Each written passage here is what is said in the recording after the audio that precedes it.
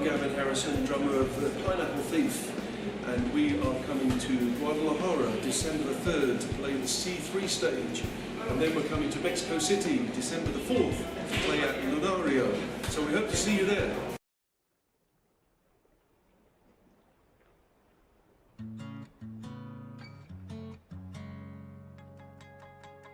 With every album I've made with Pineapple Thief, I think it sounds like a new album. If you go on the internet, people will say, yes, this next album is completely different, and someone will say, this is exactly the same. It happened on every Porcupine Tree album. We felt we were progressing. Some people agreed and some people didn't agree. Some people said, no, this is rubbish, you're going backwards, you're repeating yourself. So I don't look at forums or internet because I don't want to be distracted by what some people might think or not think. The only thing that matters is that the band are happy with the songs and that they like the music and that they're proud of what they've done. Threatening war, so go ahead and send it. So you're threatening war, so go ahead and send it. The record company, which I started with Porcupine Tree, is called K-Scope, and I've done many projects with K-Scope. Pineapple Thief are also with K-Scope. Their drummer left in 2016, and the record company said, why don't you ask Gavin if he would play the drums on your record? It was their 12th record, and really they were just about to say, okay, we're going to stop. We don't know what to do now. We've come to the end of the road. So it was a very lucky introduction.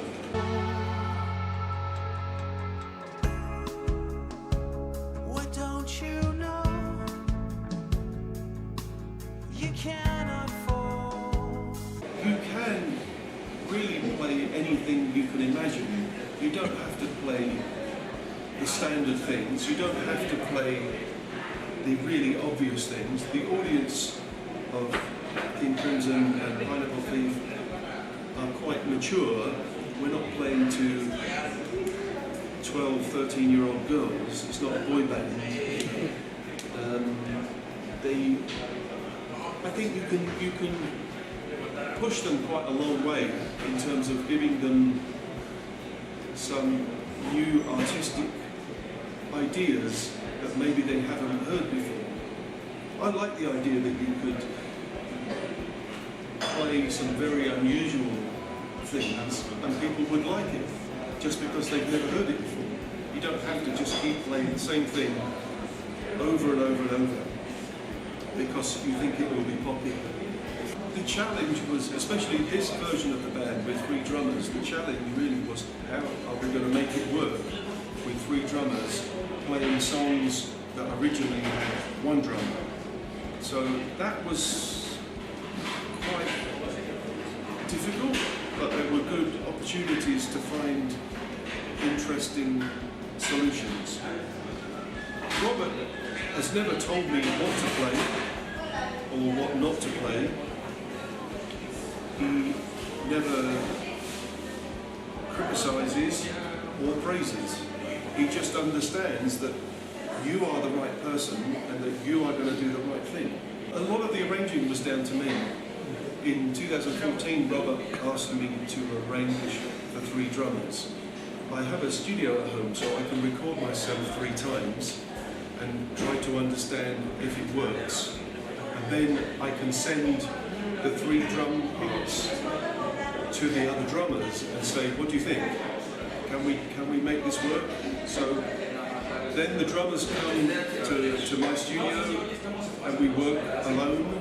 Then sometimes we go in another studio, a rehearsal studio, and we try to play the arrangement.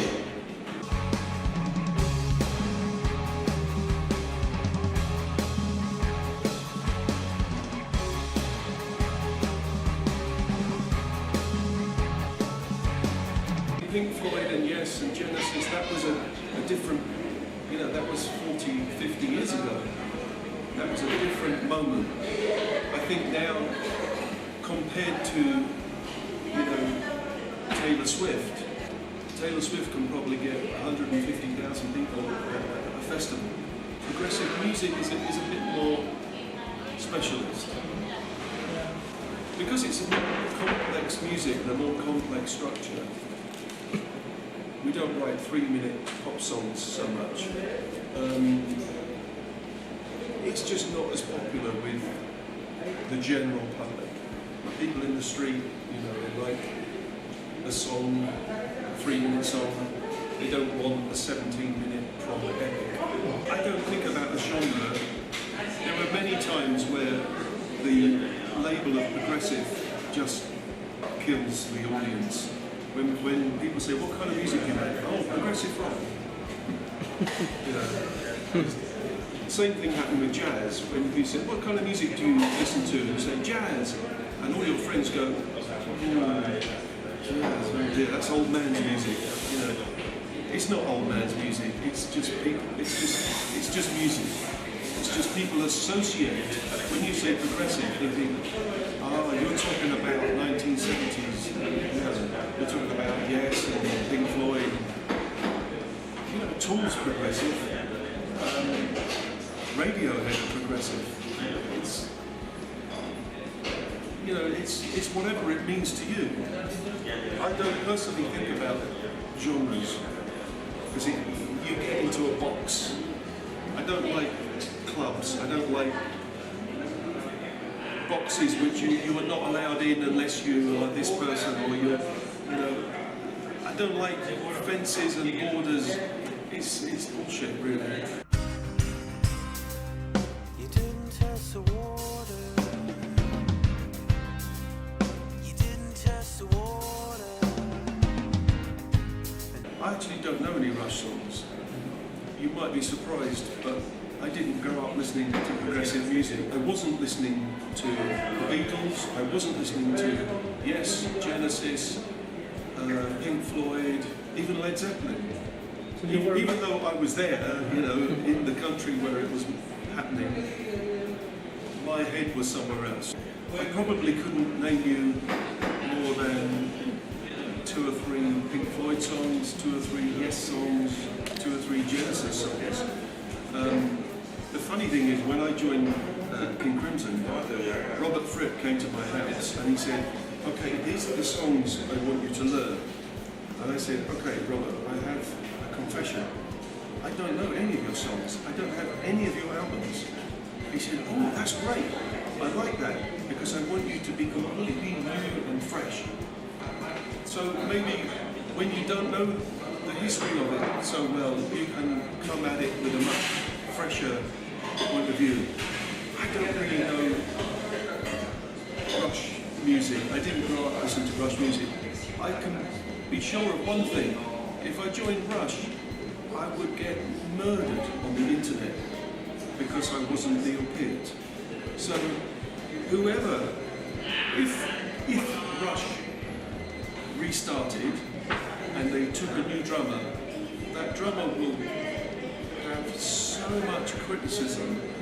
It would be a very hard thing to take, to be honest. I think if Alex and Geddy, I know Alex, I met him, he played on one of Porcupine Tree. If they wanted to do something, it would be much more interesting if it was a new band with a new name and we don't play Rush songs. That would be very interesting to me. If you want to call it Rush and I have to play Rush songs, then everyone will hate me because I'm not Neil Peart.